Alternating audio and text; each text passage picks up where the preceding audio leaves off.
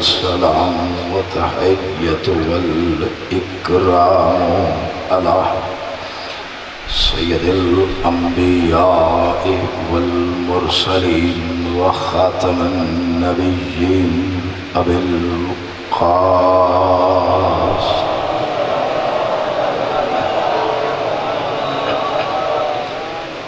ثم الصلاة والسلام على أخيه ووصيه وخليفته ووارث علم الأولين والآخرين غالب على كل غالب أبو الحسنين علي بن أبي طالب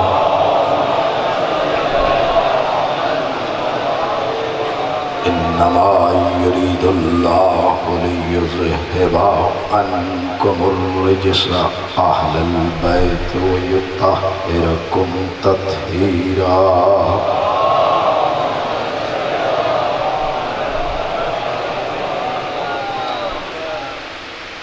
انتہائی قابل تعظیم مومنین کرام، واجب العزت عزاداران سید الشہداء، شکر ہے رب ذوالجلال کا جس نے ہمیں ذکر اہل بیت کی توفیق عطا کی ہے۔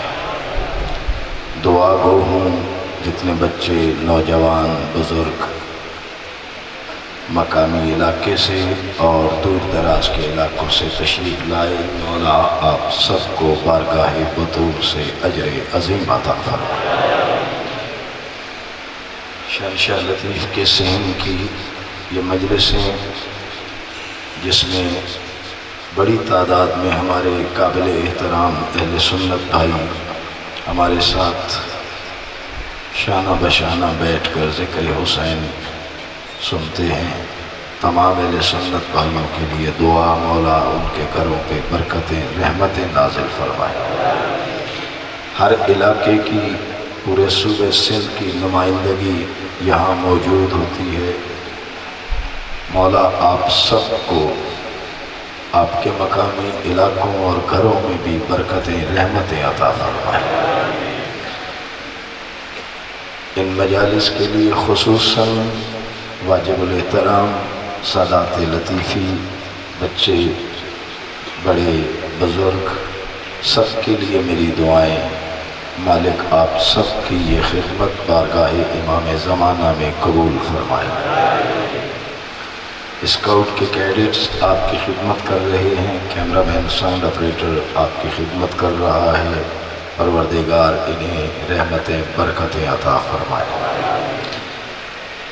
خصوصی دعائیں اپنے محسنوں کے لیے، بابا سائیں ناز لطیفی، سائیں گدا شاہ فیدا شاہ کے لیے، بابا سائیں وقار سائیں کے لیے، سائیں خاور شاہ کے لیے، اور خصوصاً اس بیماری کی اور ناتوانی کی حالت میں پورے عشرے کو بابا رضا سائیں نے جس طرح سنبھالا ہوا ہے، پاک بطول انہیں اجر عظیم عطا فرمائے۔ آخر میں خصوصی دعا میرے محسن، میرے مربی، مجھے پٹشاہ میں لانے والے اور پٹشاہ میں متعارف کرانے والے میرے محسن بابا ناظم سائیں کے لیے، مولا انہیں صحت، سلامتی، طول حیات عطا فرمائے۔ ہر سانس میں ایک دعا، ہمیں کوئی غم نہ دے سوائے غم حسین کے۔ ایک بلند صلوات دیجیے۔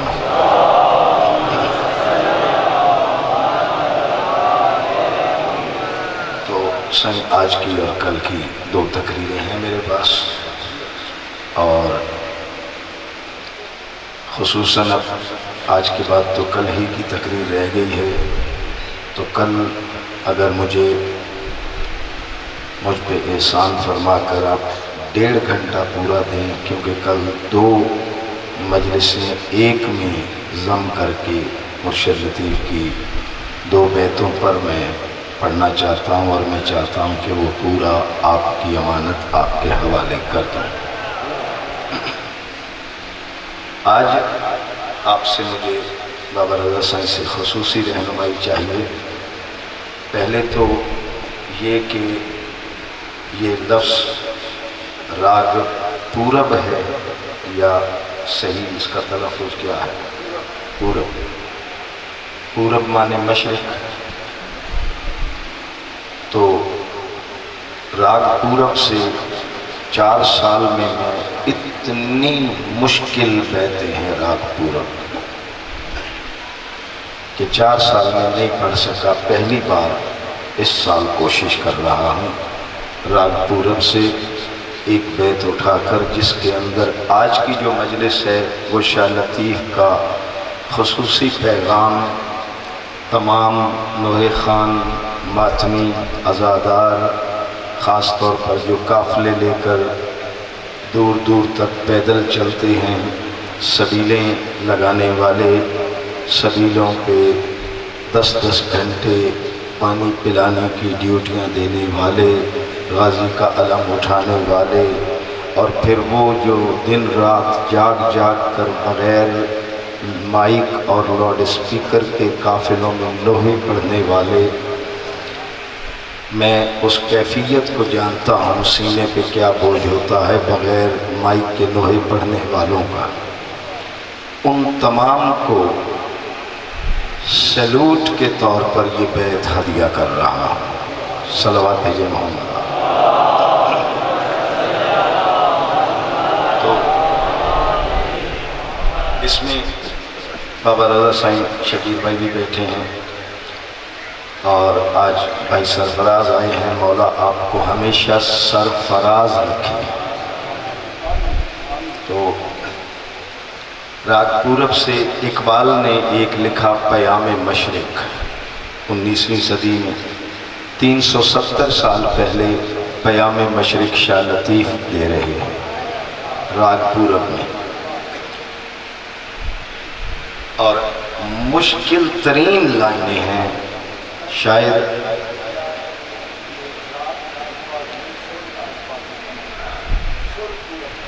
چونکہ رسالے میں لکھا تھا تو سر پورب سے 3 لائنوں میں ہو سکتا ہے میں 13 غلطیاں کروں، لیکن مجلس کسی پہ پڑھوں گا۔ مرشد لطیف کہتے ہیں جہڑے تہڑے حال سے ونجاں پیر بھری، پیر بھرے، جہڑے تہڑے حال سے ونجاں پیر بھرے، جہڑے تہڑے حال سے ونجاں پیر بھرے۔ سبق یاد کر رہا ہوں۔ قضا جا کریم جی کہیں کھاں کین ٹرے، قضا جا کریم جی کہیں کھاں کین ٹرے، جے کی لکھیو لوح میں پاریاں سو پری۔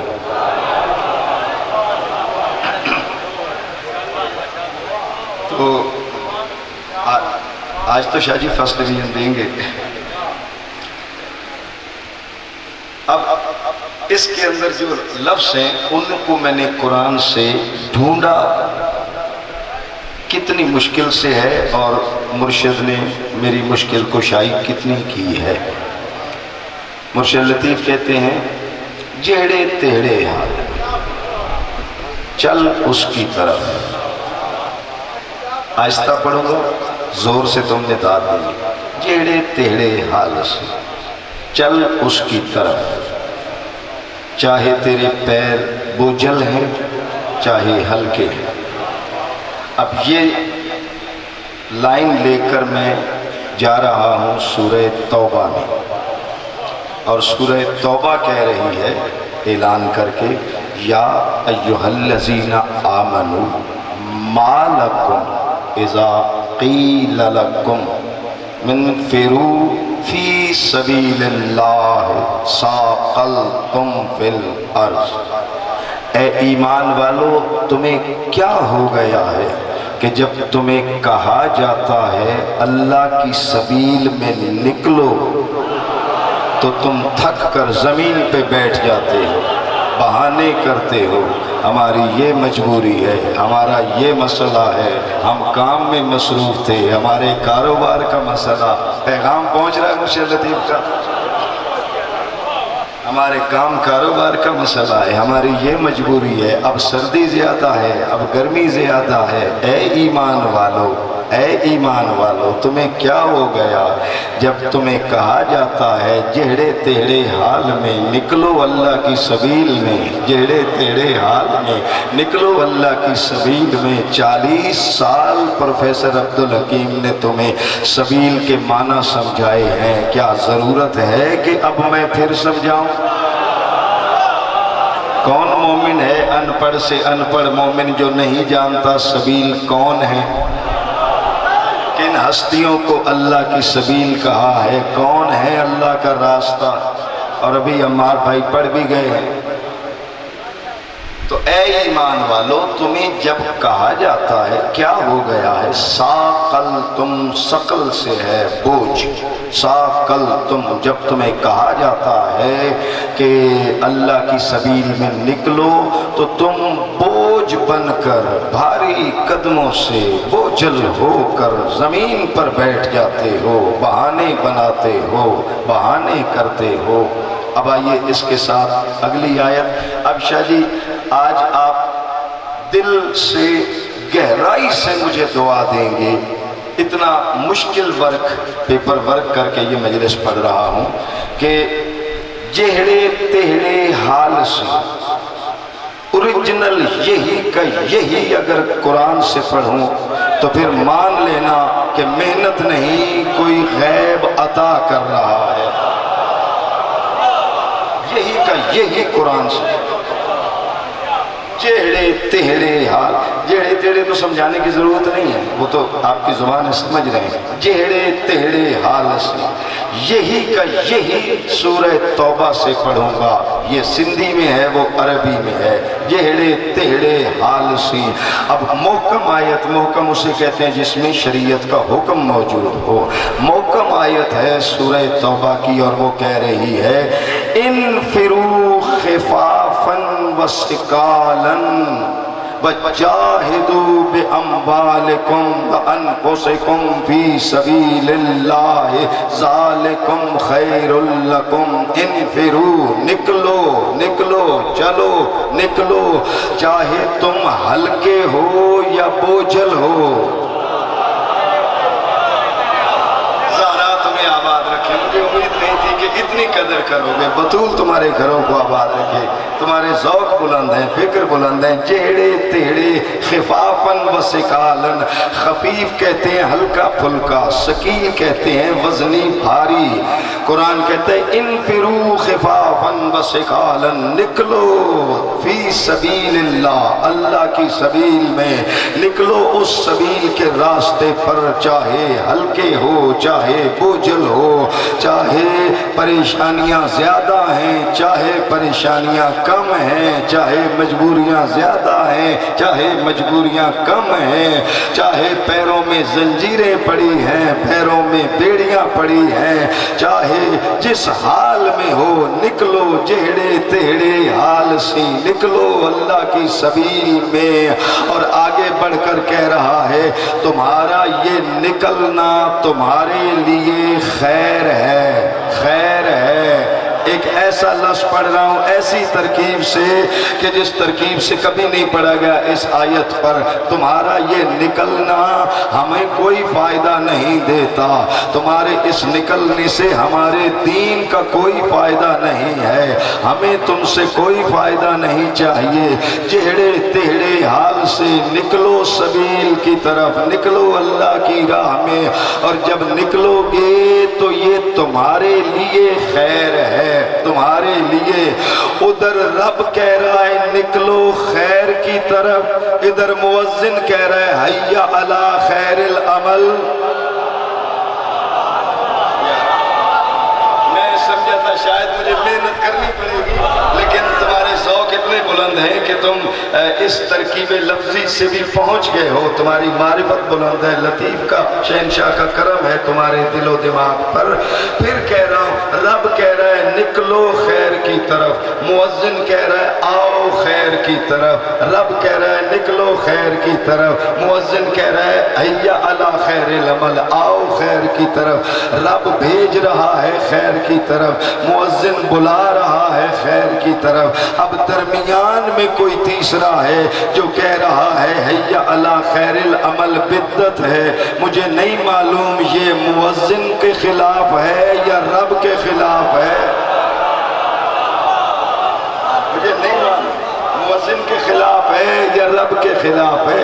رب کہہ رہا ہے نکلو خیر کی طرف، مؤذن کہہ رہا ہے آؤ خیر کی طرف. حیا علی خیر العمل، آؤ خیر کی طرف، خیر کی طرف. تو جو بدعت کہہ رہا ہے اس کا مطلب ہے کہ وہ رب کا مقصد بھی جانتا ہے، مؤذن کا مقصد بھی جانتا ہے. جانتا ہے جان بوجھ کے.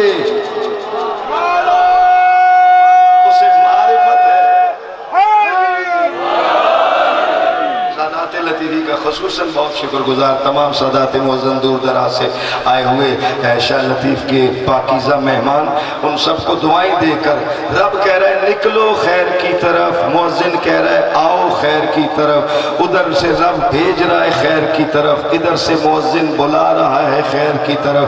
اب درمیان میں ہے کوئی جو جانتا ہے کہ رب بھیج کس طرف رہا ہے، مؤذن بلا کس طرف رہا ہے. وہ اس خیر کی معرفت جانتا ہے. یہ خیر کس کا نام ہے جانتا ہے، خیر کس کا نام ہے.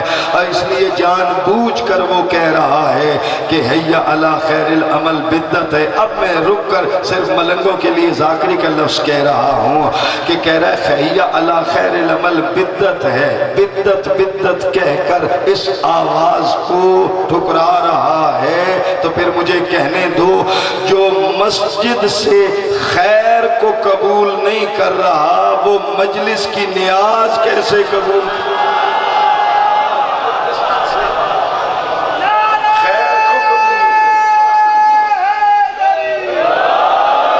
مسجد سے خیر قبول نہیں کر رہا وہ مجلس کی نیاز کیسے قبول کرے گا. صلوات بھیجے محمد عالم. مرشد لطیف کہتے ہیں جہڑے تہڑے حال سی نکلو نکلو. اور قرآن کہتا ہے انفروا خفافا وثقالا وجاہدوا باموالکم. جاہدوا ذمہ داری سے کہہ رہا ہوں یاد کریں، یاد رکھیں. گہرائی میں ڈیپلی گرامر میں جائیں گے تو اس کے معنی جہاد کرنا نہیں، مجاہدہ کرنا ہے.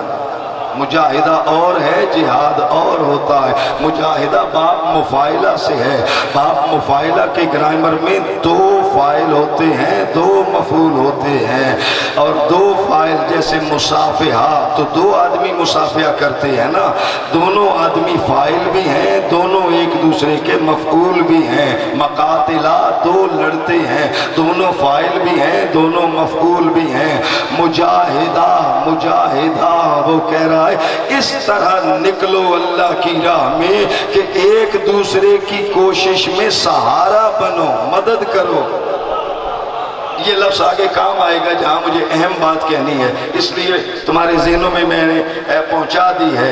ایک دوسرے کا سہارا بنو، نکلو اللہ کی راہ میں. اب قبلہ جس کے فہم شعور کو سبیل کا جو مطلب سمجھ میں آئے اس کے مطابق اس بیت کو لیں اور اس آیت کو لیں. جس کا جو فہم ہے اس کے مطابق لو، آپ کو اختیار ہے. مگر غور کرنا تو ہمارا حق ہے. ہم شیعہ مسلمان ہیں، ہم بھی حج کرتے ہیں اور سارے مسلمان کعبے میں حج کرتے ہیں. خاص طور پہ اس مجمع میں جو سارے شیعہ سنی بھائی حج کر چکے ہیں، کم از کم تمہارا تو تجربہ ہے. تم تو مجھے بتاؤ گے نا کہ کعبے میں جب حج کرتے ہو دو پہاڑوں کے درمیان سعی کرتے ہو، پیدل چلتے ہو، دو پہاڑوں کا کتنا فاصلہ ہے؟ حج کیا ہے نا جنہوں نے، ان کو تو پتا ہے نا. دو پہاڑوں میں سعی کرتے ہو شیعہ سنی بھائی، تو جب سعی کرتے ہو دونوں پہاڑوں کا کتنا فاصلہ ہے؟ تعداد کتنی ہوتی ہے؟ 30 لاکھ 35 لاکھ 30 لاکھ 35 لاکھ. لمیٹڈ تعداد ہے. دو پہاڑوں کا فاصلہ پتہ کرو کتنا فاصلہ ہے، اور جب وہ فاصلہ اور وہ چلنے کی رفتار اور وہ تعداد معلوم ہو جائے تو پھر میرے ساتھ چل اور پتہ کر نجف سے کربلا کا کتنا فاصلہ ہے۔ خدا کے لیے پہنچو اور پھر داد دینا، مجھے سمجھنا پھر داد دینا۔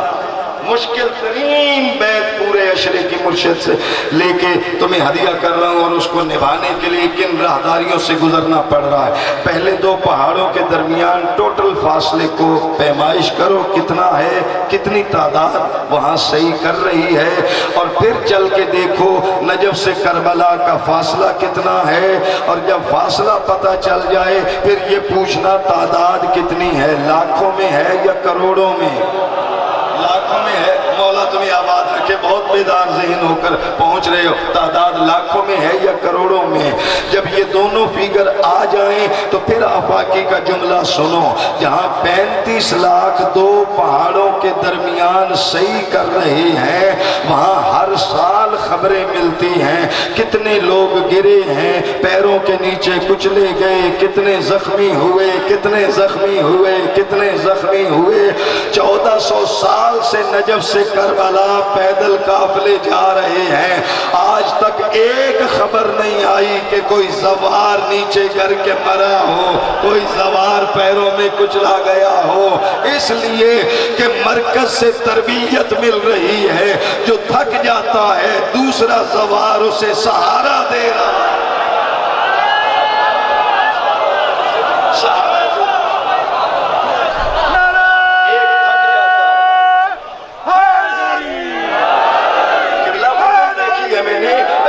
تشریف فرما ہے کتنے ایسے مناظر ہیں کہ ایک زوار اپنے بوڑھے باپ کو ویل چیئر پہ لے کے چل رہا ہے، ویل چیئر چلانے میں طاقت لگتی ہے، زور لگتا ہے، سفر بڑا طویل ہے، نجف سے کربلا ہے، اس کا باپ ہے، اس کا باپ زوار کا باپ ہے، وہ ویل چیئر پہ لے کے چل رہا ہے۔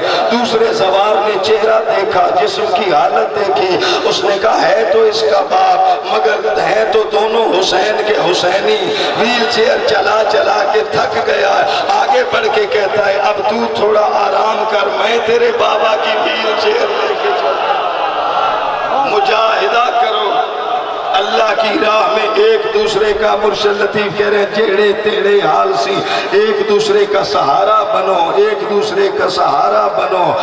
دو پہاڑوں کے درمیان صحیح کرتے ہیں، سب حاجیوں کے اپنے کیمپ ہوتے ہیں، اپنے قافلے ہوتے ہیں، اپنے قافلے ہوتے ہیں، اپنے کیمپ ہوتے ہیں، اپنا سامان ہوتا ہے۔ ذمہ داری سے کہہ رہا ہوں کتنا ارینجمنٹ کیا ہوگا گورنمنٹ نے، لیکن جب دو پہاڑوں کے درمیان صحیح کرتے ہو، پیدل چل رہے ہوتے ہو نا، پیدل چل رہے ہوتے ہو نا، جب وہ پیدل چلتے ہیں صحیح کرتے ہیں، ظاہر ہے گرمی بھی ہوتی ہے، پیاس بھی لگتی ہے، انتظار کرتے ہیں رکن حج مکمل ہو، اپنے خیمے میں جائیں، اپنے کیمپ میں جائیں، اپنی بوتل کھولیں، اپنا پانی پئیں، اپنی بوتل کھولیں، اپنا نہ کوئی پانی پوچھ رہا ہے نہ کوئی کھانا، کیا سن رہے ہو؟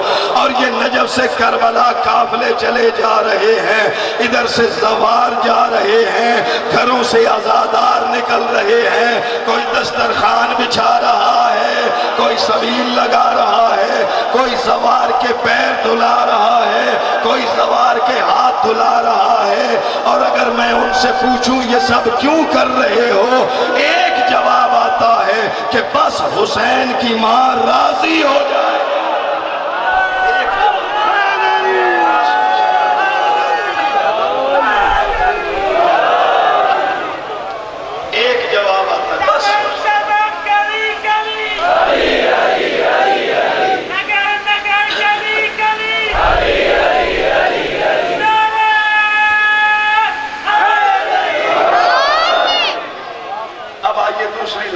قضا جا کریم، اس کریم کی قضا کا فیصلہ ہے، کسی چھوٹے اور بڑے کے کہنے سے نہیں بدلے گا۔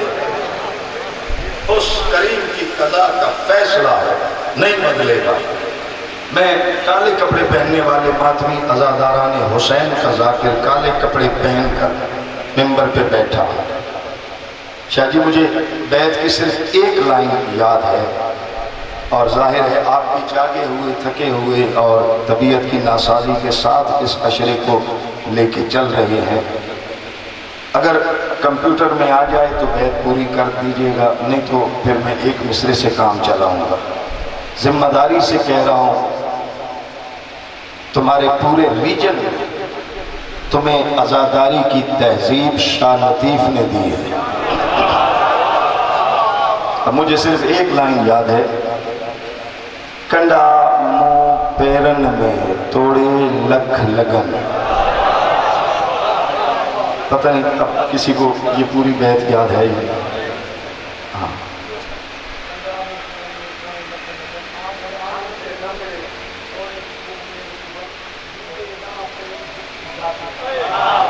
ہاں یہی بیت ہے، ہاں صحیح شریف یہی بیت ہے۔ مائک پہ پڑھیں،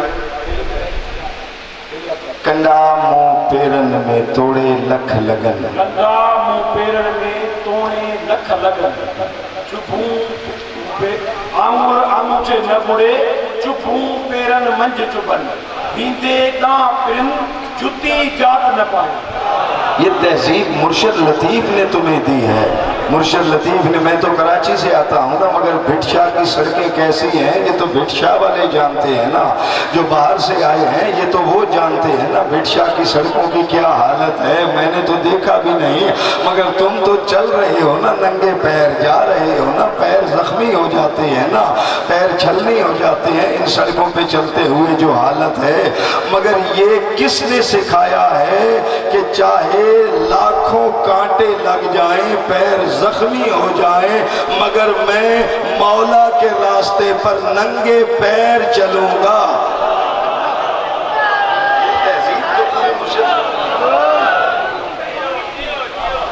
کچھ بھی ہو جائے تو وہ مرشد لطیف نے تمہیں تہذیب دی ہے۔ اب وہ کہہ رہا ہے اس قضا کریم کی قضا کا فیصلہ ہے۔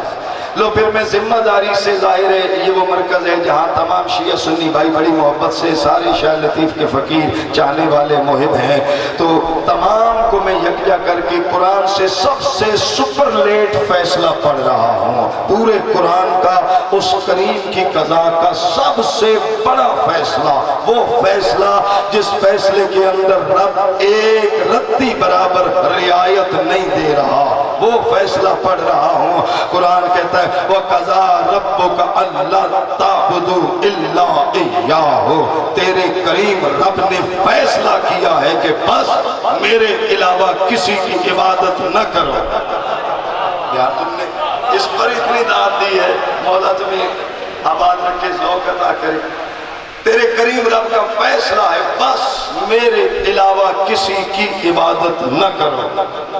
شیعہ مذہب کی نمائندگی کرتے ہوئے کہہ رہا ہوں، ہم شیعوں کا جو عقیدہ اور ایمان ہے وہ پڑھ رہا ہوں۔ اس کریم رب کا فیصلہ، مگر فیصلہ کریم رب نے عرش سے نازل کیا۔ میں ہوں زمین کی ناعقل مخلوق، میں نے اس فیصلے کو سنا، میں نے مصلی بچھایا، دن رات سجدے پہ سجدہ، سجدے پہ سجدہ، سارا دن روزہ، ساری رات عبادت، سارا دن سجدہ، ساری رات عبادت۔ شاید اس طرح نہ سمجھو، نہج البلاغہ پڑھتا ہوں۔ علی گئے اپنے ایک مومن کی دعوت پر، ساتھ میں سلمان، ابو ذر، عمار۔ مومن نے دسترخوان لگایا، علی نے مومن کی دعوت کے دسترخوان پہ اپنے شاگردوں کے ساتھ کھانا بھی کھا رہے ہیں، بار بار اس مومن کا چہرہ بھی دیکھ رہے ہیں۔ علی چہرہ دیکھ کر مسکرا کے کہا تو نے دعوت تو کی ہماری، لیکن تیرے چہرے سے کوئی پریشانی لگتی ہے، اگر پریشان ہے تو بتا، علی آ گیا۔ اگر پریشان ہے تو بتا، علی قضا جا کریم کو سمجھانے کے لیے یہاں سے گزر رہا ہوں۔ نہج البلاغہ کے یہ سیکنڈ پارٹ کے اندر یہ چیز ہے جو میں پڑھ رہا ہوں۔ علی نے کہا کیا پریشانی ہے؟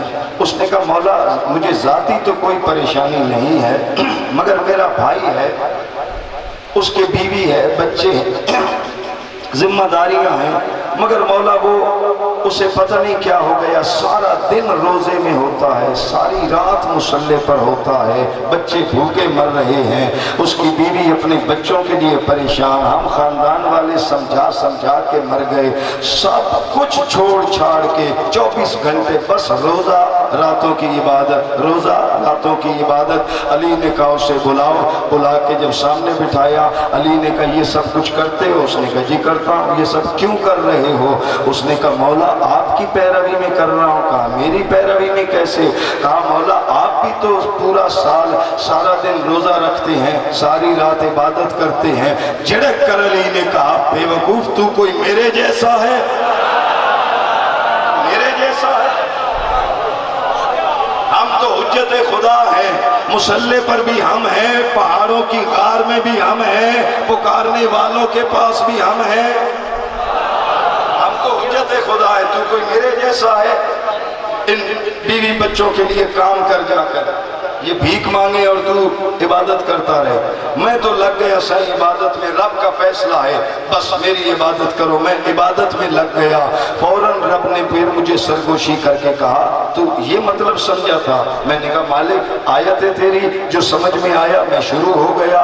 رب نے کہا نہیں، اس طرح نہیں ہے، اور بھی زندگی کے مسائل ہیں، اور بھی تیرے اوپر فرائض ہیں، اور بھی دنیا کے حقوق ہیں، یہ نہیں کرنا۔ مالک پھر کیا کرنا ہے؟ اس نے کہا وَاشْكُرُوا نِعْمَةَ اللَّهِ إِن كُنتُمْ إِيَّاهُ تَعْبُدُونَ۔ مجھے کہا اگر تو سچے دل سے میری عبادت کرنا چاہتا ہے تو میری نعمت کا شکر ادا کر۔ جتنی آسانی سے تو پہنچا ہے اور تم نے قدر کی ہے، بطول تجھے آباد رکھے۔ وہ کہہ رہا ہے اگر سچے دل سے میری عبادت کر رہا ہے تو میری نعمت کا شکر ادا کر۔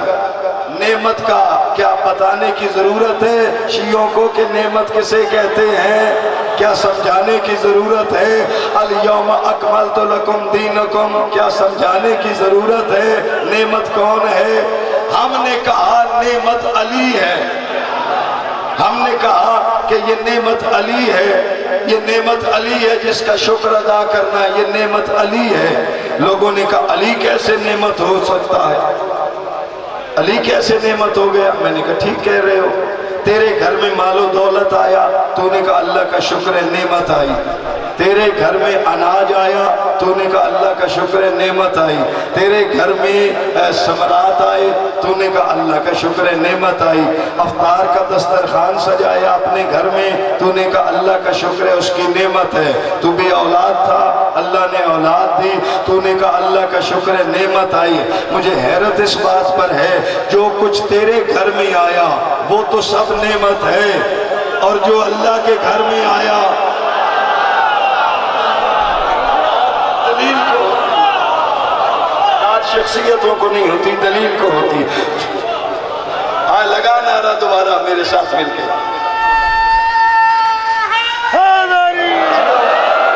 مومن مولا تیری تسبیح مودت قبول کرے، زارہ آباد رکھے۔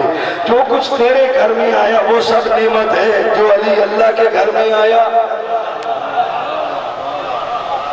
احمد پور سیال ایک علاقہ تھا شاہی ہے پنجاب کا، شورکوٹ سے جھنگ کے درمیان ایک علاقہ ہے، تو سارا موزیوں کا تھا، مولوی اسماعیل نے سارا شیعہ کیا۔ احمد پور سیال مناظرہ ہوا شیعوں کی طرف سے، ادھر سے مولوی اسماعیل صاحب گئے مناظرے، ادھر سے جو ان کا مناظر مولوی تھا اس کا نام تھا مولوی اللہ دتا۔ اب شاید تو سمجھ گیا میں مجمع کو کیسے سمجھاؤں۔ اللہ دتا یہ سندھی میں ہوتا ہے اللہ ڈنو، یہ اللہ ڈنو کو پنجابی میں اللہ دتا کہتے ہیں۔ تو زمیندار لوگ خرچہ کر کے یہ مناظرے کرواتے تھے، پرسکون ماحول تھا، شیعہ سنی میں محبتیں بھی بہت تھیں، علمی بحث ہوتی تھی، یہ ڈنڈے لاٹھیاں والے کام نہیں ہوتے، علمی مباحث ہوتے تھے اس زمانے میں۔ ٹیبل لگ گئی، ادھر کرسی کے ساتھ مولوی اسماعیل کتابوں کے صندوق، ادھر مولوی اللہ دتا کتابوں کے صندوق، لاؤڈ اسپیکر لگے، شیعہ کی بھی ساری پبلک آ گئی، ان کی بھی ساری پبلک آ گئی، زمیندار بڑا تھا، دیگیں پکی، کھانے پکے، بیٹھے شروع ہوئے، مولوی اسماعیل شیروانی کے بٹن کھول رہا تھا، सामने से उसने मौलवी अल्लाह दिता ने फ्रस्ट्रेट करने के लिए पहला ही हमला किया। उसने कहा मौलवी इस्माइल तू मुझसे क्या मनाजरा करेगा, मेरा तो पूरा मजहब शरीयत के मुताबिक है, मैं तो अपना पूरा मजहब कुरान से साबित करूंगा, तेरे मजहब में तो घोड़ा है, झंडा है, मातम है, तू ये सब कैसे कुरान से साबित करेगा। मौलवी साहब ऐसे शेरवानी के बटन खोलते हुए मुस्कुरा के कहते हैं मौलवी ये बातें छोड़, बाद में करेंगे मजहब की बात, ये देख मेरा नाम है मोहम्मद इस्माइल, तेरा नाम है अल्लाह दिता, मैं कुरान से इस्माइल दिखाता हूँ, तू कुरान से अल्लाह दिता दिखा।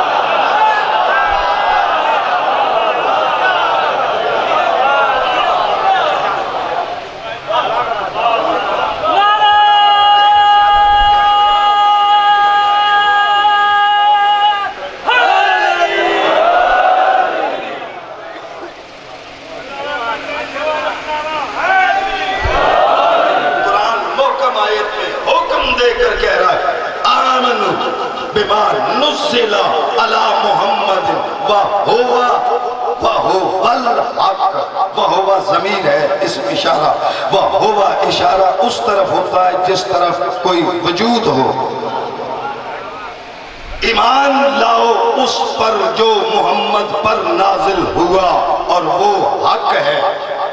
ईमान लाओ, टाइम थोड़ा है, मुझे समेट के जल्दी जाना है क्योंकि जैकी लिखी लौह में इस पर मुझे बहुत आप पे ज़हनों पे बोझ आएगा, वहां तक मंजिल को लेके जाना है कि आमनु बिमा नुज़्ज़िला अला मोहम्मद, उस पर ईमान लाओ जो मोहम्मद पर नाजिल हुआ, जो नाजिल हुआ वो हक है।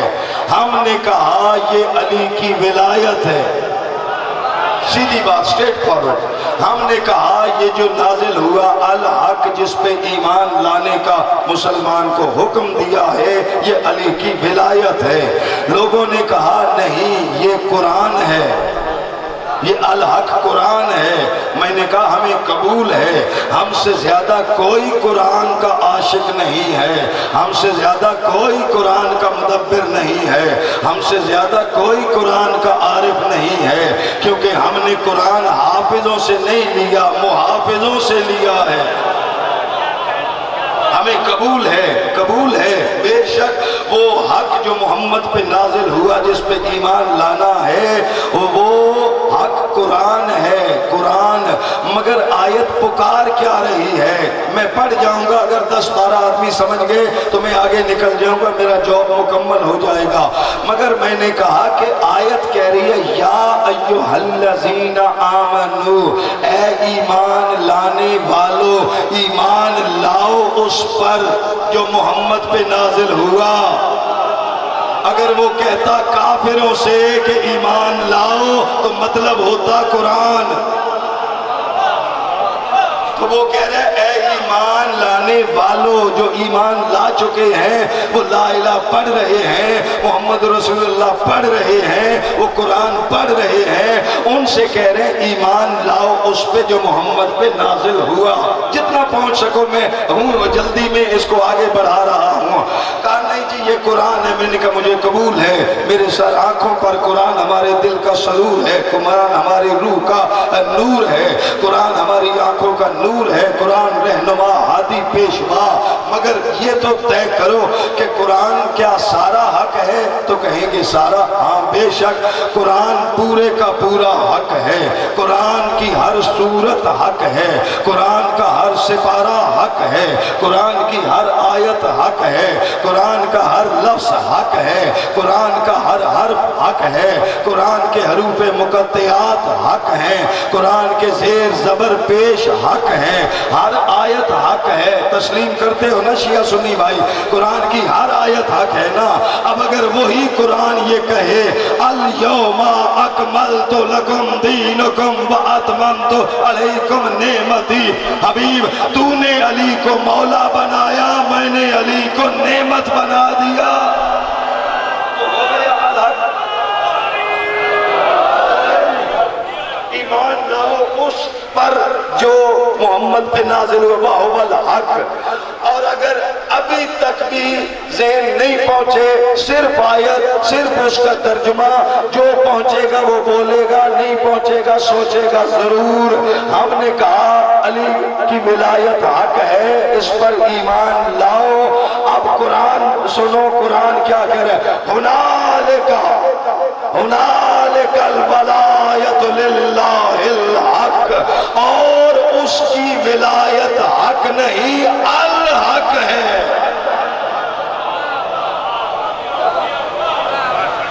لو پھر دور دراز سے مولا کے چاہنے والے آئے ہوئے ہیں، ایک ایسی جگہ سے آج پڑھتا ہوں کہ دعا دو گے کہ ہاں شاہ کے فقیروں کا فقیر ہے، محنت کر کے خدمت کر رہا ہے۔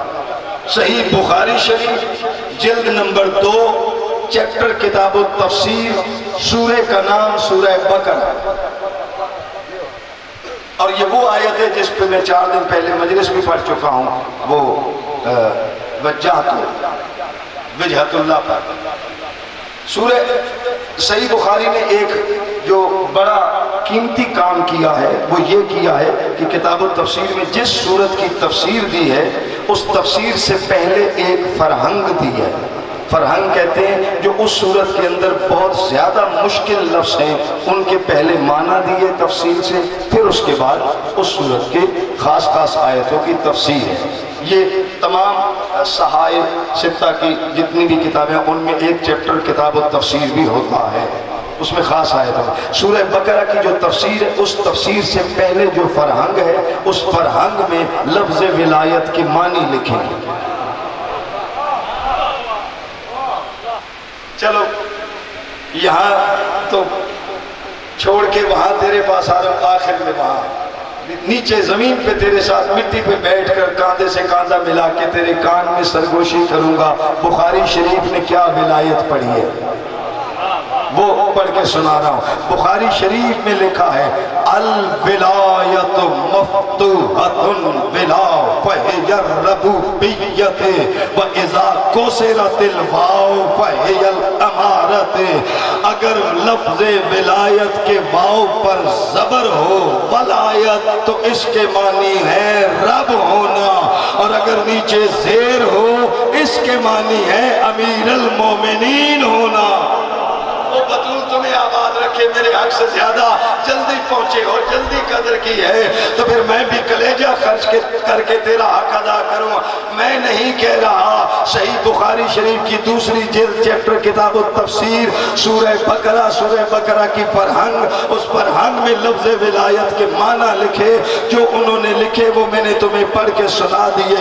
الولایت مفتوحۃ الولا فہی الربوبیۃ، ولایت کے واو پر زبر ہو اس کے معنی ربوبیت ہے، رب ہونا ہے۔ واو کے نیچے زیر ولایت ہو اس کے معنی امیر المومنین ہے۔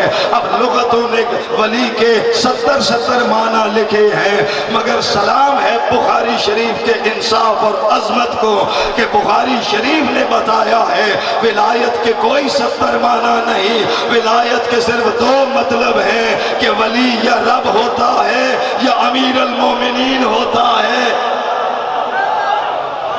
میں نے کہا بھی نہیں اور تو پہنچ گئے۔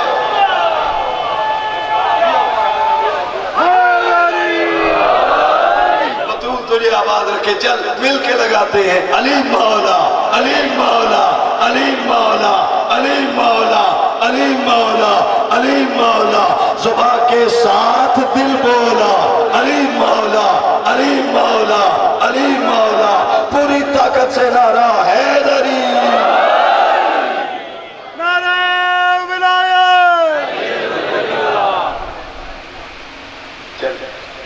اب ہم چلتے ہیں تیسری لائن، جیکی لکھیو لو پاریاں سو کری، جیکی لکھیو لو۔ شاہ لطیف کہتے ہیں اس کریم کی قضا کا جو فیصلہ ہے کسی کے کہنے سے نہیں بدلے گا، کسی کے لیے نہیں بدلے گا، کسی سفارش پر بھی فیصلہ نہیں بدلے گا، کسی بہانے پر بھی فیصلہ نہیں بدلے گا، کسی حالات میں بھی وہ فیصلہ کسی کے لیے نہیں بدلے گا۔ اور مرشد فرماتے وہ جو اس نے لوح میں لکھ دیا ہے، وہ جو لکھ دیا ہے وہ سب کے لیے ہے، گزرنا پڑے گا سب کو یہاں سے، دینا پڑے گا سب کو جواب، جتنی معرفت ہے اتنا سمجھو اور بولو، جانا پڑے گا۔ ایک بیت میں نے 3 سال پہلے 2018 میں اس پہ میں نے مجلس پڑھی تھی، اس کی ایک لائن ہے، مرشد لطیف کرم کریں گے میرے حافظے کی حفاظت تو میں وہ پڑھ جاؤں گا۔ مرشد فرماتے انگ اتے لکھیو جت نہ رسے پاں، ایک لائن ابھی میرے حافظے میں ہے، مرشد لطیف فرماتے وہاں بلندیوں پہ اس نے مقدر لکھ کر رکھ دیے جہاں کسی کا ہاتھ نہیں پہنچ سکتا، اس لیے کہ اگر تیرے بس میں دے دیتا، تیرا ہاتھ اس کی لوح تک پہنچ جاتا، تو سارے اچھے مقدر اپنوں کے لیے لکھتا، سارے برے مقدر غیروں کے لیے۔ دیکھو وہاں کی بات میں زمین پہ لے آیا، انگ اتے ہی لکھو جت نہ رسے پاں۔ مرشد لطیف کی یہ مصرع نہیں ہے، مرشد لطیف کا یہ ڈیفینٹ فیصلہ ہے کہ اس نے جو مقدرات لکھے کسی کی باہ نہیں پہنچ سکتی، کسی کا ہاتھ نہیں پہنچ سکتا۔ یہ تو ہے جسے کہہ رہا ہے کہ اتنی بلندی پر اس نے مقدرات لوح پر لکھے کہ تیرا ہاتھ بھی نہیں پہنچ سکتا، اور وہ میرا حسین ہے جو کہہ رہا ہے ایک نہیں 7 بیٹے دے رہا ہے۔ اور اسی کے لیے پھر بابا لطیف صاحب کا ایک اور شعر بھی ہے، عطا ہو عطا۔ پہلا شعر تھا ہمارے لیے جی اب ان آقاؤں کے لیے کہتے ہیں کہ قلم جنی کے عقل، وہ جن کے ہاتھ میں قلم ہے سیج کرم کرے، اگر وہ اپنا کرم کر دیں تو کیا کریں، انگ میں سے اگیاں بڑی جاری جو لکھا ہوا ہے اس کو مٹا کے اپنی مرضی سے جو چاہے لکھے، راہب کو نہیں تھے لکھے ہوئے حسین مولا نے لکھ دیے۔ شاہ جی یہ مجھے لکھ کے دیجئے گا مجلس کے، یہ بڑی قیمتی بیت ہے، رسالے میں نہیں دیکھ سکا، میری اپنی کم نصیبی ہے، مگر دیجئے گا مجھے، میں اس پہ کام کروں گا، ورک کروں گا۔ یہ بہت قیمتی بیت ہے، اس پہ ایک نہیں کئی مجلسیں میری فکر میں تیر رہی ہے۔ تو مرشد کہتے ہیں انگ اتے ہی لکھو جتنا رسے، یہاں کہہ رہے ہیں جے کی لکھو لوح میں پایا سو پر، جانا تو پڑے گا اس مقدر، جانا تو پڑے گا جو اس نے لکھ دیا۔ اب اس مصرے کو لے کر میں اچانک ایک منزل پر پڑھوں گا، سارے زندگی کے مقدرات سے گزر گیا، چہڑے تہڑے حال سے، ساری زندگی کے مقدرات سے گزر گیا، چہڑے تہڑے حال سے، قبر سے گزر گیا، چہڑے تہڑے حال سے، حشر سے گزر گیا، چہڑے تہڑے حال سے، میدان حساب میں آیا، چہڑے تہڑے حال سے، کسی کی عبادت زیادہ نکلی، کسی کے روزے زیادہ نکلے، کسی کے سجدے زیادہ نکلے، لے کر چلے ہیں کعبہ، حساب مکمل ہو جائیں گے، آخر میں پوچھا جائے گا ہمارے دادا علی کی ولایت کا اقرار کیا تھا؟ علی مولا، علی مولا، علی مولا، علی مولا، علی مولا، علی مولا، علی مولا، زباں کے ساتھ دل بولا، علی مولا، علی مولا، علی مولا، پوری طاقت سے نعرہ حیدری۔ مکمل ہوئی مجلس، بس قصیدے کے 2 مصرے۔ کعبے کا نور عرش کی شمع جلی علی، یہ بھٹشا کے علاوہ جو باہر سے مولا کے مہمان آئے ہوئے ان کو یہ تحفہ ہدیہ دے رہا ہوں، آپ کو خصوصاً۔ کعبے کا نور عرش کی شمع جلی علی، کعبے کا نور عرش کی شمع جلی علی، یہاں بھی علی علی ہے وہاں بھی علی علی، علی مولا، علی مولا، علی مولا، علی مولا، علی مولا، زبان کے ساتھ دل بولا، علی مولا۔ دونوں ہاتھ بلند کر کے نعرہ حیدری۔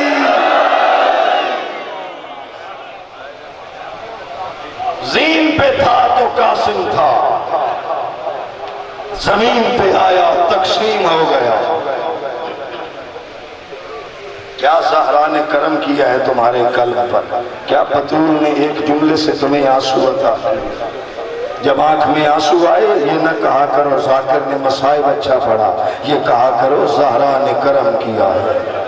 بطول کی دعا سے آنسو ملتے ہیں، رونے کے لیے تم ذاکر کے محتاج نہیں ہو۔ اکبر بچہ تھا، چھوٹا تھا، جب کھانا کھاتا زینب کی گود میں، زینب لقمے کھلاتی تھی، لیکن جب قاسم چھوٹا تھا جب کھانا کھایا حسین کی گود میں۔ زینب کہتی تھی بھائی قاسم کو ہمیشہ آپ کھانا کھلاتے ہو، فرمایا اس لیے اسے یہ احساس نہ ہو کہ میرا بابا مر گیا، اسے یتیمی کا احساس نہ ہو۔ کبھی کبھی ماں کے دل میں ارمان ہوتے ہیں تو حسین فروا کے حوالے کرتے تھے، آج تو کھانا کھلا۔ چھوٹا سا قاسم ماں گود میں بٹھا کے ہاتھ سے لقمے کھلاتی تھی، اور ادھر لقمہ قاسم کے منہ میں دیتی تھی، چادر میں منہ چھپا کے فروا روتی تھی۔ قاسم پوچھتا ہے اماں جب مجھے کھانا کھلاتی ہو روتی کیوں ہو؟ کہتی ہے بیٹا ایک حسرت ہے میرے دل میں، اماں مجھے حسرت بتا، میں امام کا بیٹا ہوں، رسول کا فرزند ہوں، تیری حسرت پوری کروں گا۔ اماں کیوں روتی ہو؟ رو کے کہتی ہے بیٹا تو ابھی چھوٹا ہے، تیرے جوان ہونے کا انتظار کر رہی ہوں۔ دنیا کہتی ہے کہ حسن صلح کر لیتا تھا، لڑنا نہیں جانتا تھا، دل میں ارمان ہے ایک بار میرا قاسم جوان ہو کے جنگ لڑے، میں دنیا سے کہوں دیکھو حسن کا بیٹا لڑ رہا۔ میرے دل میں ارمان ہے ایک بار تو جوان ہو کر جنگ کرے، دنیا کو نظر آئے کہ قاسم لڑ رہا ہے۔ رات کی تاریکی ہے، خیموں کا پہرا ہے، عاشور کی رات کا آدھا وقت ڈھل چکا ہے۔ پہرا دیتے ہوئے عباس قریب آئے، ادھر سے علی اکبر آئے، دونوں کی ملاقات ہو گئی۔ اکبر کہتے ہیں اچھا ہوا چاچا تو مجھے تنہائی میں مل گیا، میں نے ایک بات کہنی تھی۔ ہاں اکبر کہو۔ چاچا میں نے دل میں سوچا ہوا ہے کل جب میدان لگے گا نا سب سے پہلے میں قربان ہوں گا، سب سے پہلے، تاکہ دنیا کو پتہ چلے کہ حسین نے دوسروں کو شہید نہیں کروایا، پہلے اپنا بیٹا قربان کیا۔ چاچا سب سے پہلے میں جاؤں گا۔ پتہ نہیں اکبر کیا کہہ گیا، میں نے پڑھ دیا تو نے سن لیا۔ کبھی نہ رونے والے عباس کی چیخ نکل گئی، یہ جملہ سن، چیخ مار کے رو کے کہتے خبردار اکبر دوبارہ موت کا لفظ زبان پر نہ لانا، 18 سال سے ام لیلا انتظار کر رہی ہے، کبھی میرا اکبر مجھے ماں کہے، اکبر دوبارہ موت کا نام نہ لینا، اگر تو چلا گیا حسین کی آنکھوں کا نور گم ہو جائے گا۔ جزاک اللہ، جلدی پڑھتا ہوں ایک منزل سے کیونکہ اہم ترین مجھے لفظ پڑھنا ہے۔ عباس کہتے ہیں تو نہیں، میں فوج کا علمدار ہوں، میری ڈیوٹی ہے سب سے پہلے میں قربان، جیسے ہی کہا نا سب سے پہلے میں قربان ہوں گا۔ اب نے چاچا کا ہاتھ پکڑ کے بوسہ دیا، بوسہ دے کے چاچا کے گلے سے لپٹ گیا، لپٹ کے کہتا ہے پیاسوں کا آسرا چاچا، او پردے داروں کے پردوں کا ضامن چاچا، او بنی ہاشم کا ضامن چاچا۔ چاچا آپ یہ بات نہ کرو، اگر آپ چلے گئے بابا کی کمر ٹوٹ جائے گی۔ لو ماتمدار کلیجے پر ہاتھ رکھ، میں قیامت کا لفظ پڑھنے لگا ہوں۔ چاچا بھتیجا دونوں بات کر رہے تھے، جس خیمے کے دروازے پر کھڑے تھے اس خیمے کا پردہ اٹھا، ایک نفیس اور نازک شہزادہ باہر آیا، ہاتھ جوڑ کے کہتا ہے چاچا کل آپ بھی نہ جانا مولا کی کمر ٹوٹ جائے گی، بھائی اکبر کل آپ بھی نہ جانا مولا کی آنکھوں کا نور گم ہو جائے گا، کل سب سے پہلے میں مقتل جاؤں گا کیونکہ میں تو یتیم ہوں، میرے جانے سے کوئی فرق نہیں پڑے گا اور میں تو بیوہ ماں کا بچہ ہوں، کل میں جاؤں گا۔ اللہ جانے قاسم نے کیا کہا، پیچھے سے حسین آ گئے، کلیجے سے لگا کر کہا قاسم اگر تو چلا گیا میری دنیا ویران ہو۔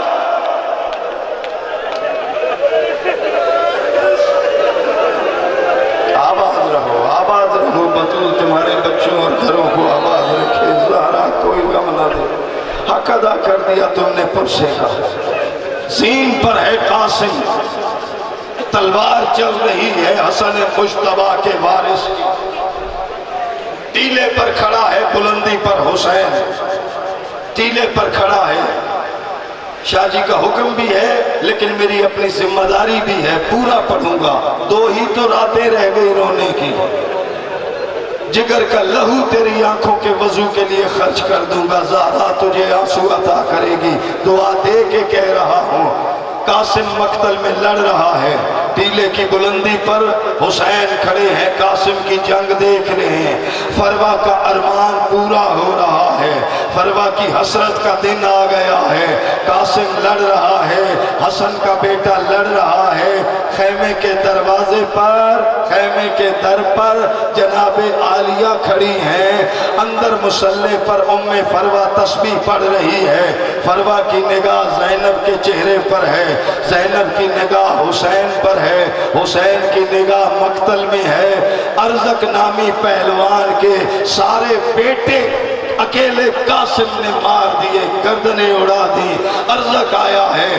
جس وقت ارزق آ رہا تھا نا عزادارو، جہاں حسین بلندی پر دیکھ رہا تھا، پہرا دیتا ہوا عباس، آخر غازی کا شاگرد ہے نا قاسم، عباس کی تربیت یافتہ ہے نا، غازی اپنے شاگرد کی جنگ دیکھنے آیا، جیسے مالک کے ساتھ نوکر کھڑا ہوتا ہے، ایسے حسین سے ایک قدم پیچھے غازی ٹیلے پر کھڑا، غازی نے مقتل پر نگاہ کی ہے، اچانک غازی کی نگاہ ارزق پہلوان پر پڑی ہے، پتہ نہیں کیا ہوا، غازی نے جلال میں تلوار کھینچی ہے، تلوار کا کھینچنا تھا، حسین نے کلائی پکڑ کے کہا غازی کیا ہوا، کیوں گھبرا گیا، کیوں جلال میں؟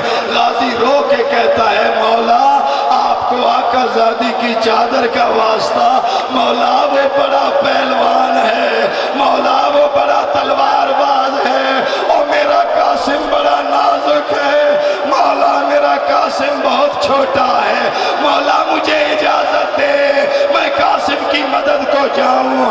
حسین کہتے غازی گھبرا نہیں، دیکھ تو صحیح جنگ، قاسم چھوٹا ہے مگر ہے تو علی کا بیٹا۔ جزاک اللہ جزاک اللہ، اور تمہارا ماتم قبول ہو عزادارو، میں پوری نوکری کا حق ادا کروں گا۔ جب نہیں دی نا حسین نے غازی کو اجازت لڑنے کی، جنگ نہیں دیکھ سکا غازی، روتا ہوا ٹیلے سے اترا، زینب کے خیمے کے باہر مٹی پر بیٹھا ہے، تلوار ریت پر رکھ دی ہے، امامہ اتار کے غازی نے زانو پہ رکھا، مٹی پر ہاتھ پھیر رہا ہے، رو رو کے کہتا ہے ہائے غازی تیری قسمت، عباس تیری قسمت، اور غازی تو زندہ ہے، تیری زندگی میں حسن کی نسل کربلا کے صحرا میں۔ چھوڑ دیا سارا مضمون، چھوڑ دیا سارا مضمون، ٹھوکریں کھا رہا ہے کربلا کا غریب، تیری معرفت ہے تو خود پہنچے گا، ٹھوکریں کھا رہا ہے کربلا کا غریب، کبھی اٹھتا ہے کبھی گرتا ہے، امامہ حسین کی گردن میں ہے کمر میں ہے، ننگے پیر حسین تیزی سے چل رہا ہے، رو رو کے کہتا ہے قاسم تیری لاش نظر نہیں آ رہی، قاسم تیری لاش نظر نہیں آ رہی۔ میرے چوتھے امام سے کسی نے پوچھا کہ مولا یہ بتائیں کربلا میں جو شہید بھی زین سے اترا ہے اسے تلواریں نیزے لگے ہیں، ہر شہید نے اپنے مولا کو پکارا ہے، لیکن جب قاسم زین سے اتر رہا تھا اس نے مولا کو سلام کیا تھا، لیکن جب زین سے زمین پر آیا تھا تو 3 بار قاسم اماں اماں اماں کہہ کے رو رہا تھا۔ مولا کیوں؟ فرمایا بچے کی فطرت ہے، جب وہ سب سے زیادہ تکلیف میں ہوتا ہے اپنی ماں کو آواز دیتا ہے۔ جب گرز لگا زین سے گرا، مولا کو سلام کیا، جب چاروں طرف سے گھوڑے دوڑے ہیں، قاسم کی پسلیاں رو رو کے کہتا ہے اماں مجھے بچا۔ جزاک اللہ جزاک اللہ۔ آخری جملے پہ آ گئے، نہ تو آنسو روک نہ میں سانس روکتا ہوں عزادار، جگر کا لہو تیرے لیے قربان ہے، میری زندگی تیرے لیے قربان ہے۔ صحراؤں میں آ کر کہہ رہے قاسم تیری لاش نہیں مل رہی، قاسم تیری لاش نہیں مل رہی ہے۔